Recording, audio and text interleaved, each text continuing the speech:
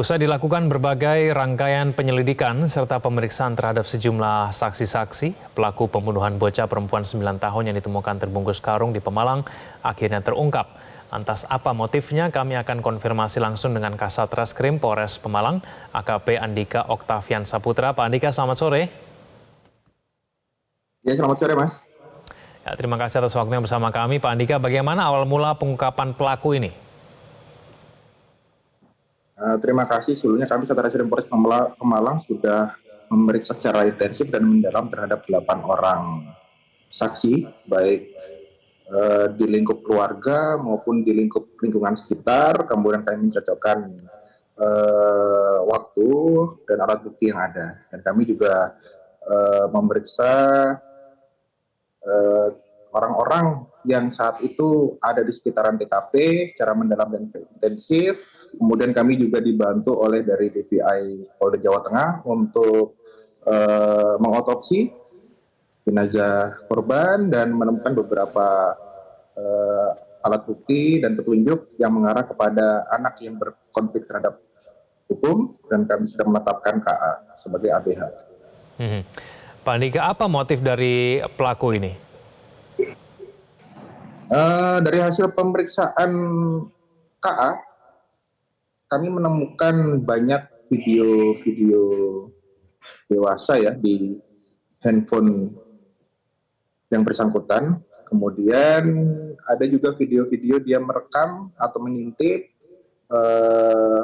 tetangganya rumah korban tersebut melalui jalur yang digunakan untuk memanjat untuk memasuki rumah.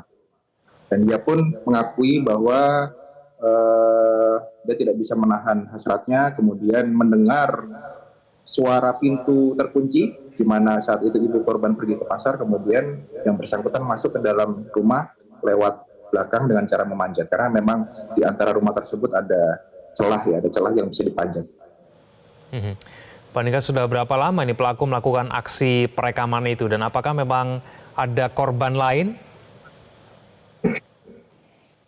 Kalau itu masih didalami, yang bisa kami jelaskan bahwa dia sudah beberapa kali melakukan, dan memang tempat kerjanya itu memang hanya disekat oleh tembok, dan temboknya itu di bagian atasnya tidak ada plafon yang bisa orang untuk melihat ya ke kamar mandi tetangganya tersebut. Nah, itu sudah beberapa kali, dan kami menemukan ada banyak yang kemungkinan sudah beberapa kali dilakukan oleh yang bersangkutan.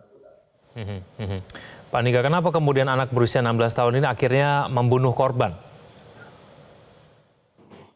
Jadi pada saat dari hasil pemeriksaan, anak yang berkonflik dengan hukum ini masuk dengan cara memanjat, kemudian korban sedang tidur waktu itu tapi mendengar dan sempat berteriak dari hasil pemeriksaan, sempat berteriak, namun pelaku panik dan menutup mulut korban, dan untuk mempermudahnya pun sempat melayangkan beberapa pukulan di belakang kepala ya untuk membuat korban tenang, tapi dan korban akhirnya meninggal.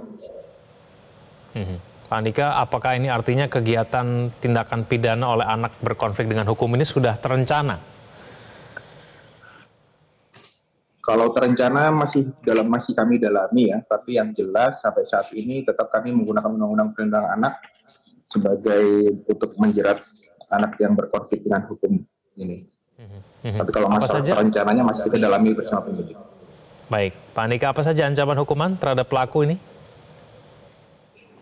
Baik, berdasarkan Undang-Undang Perlindungan Anak, ancaman pidana kurungan minimal 5 tahun dan maksimal 15 tahun, dan denda sebesar 5 miliar rupiah. Jelajahi cara baru mendapatkan informasi. Download Metro TV Extend sekarang.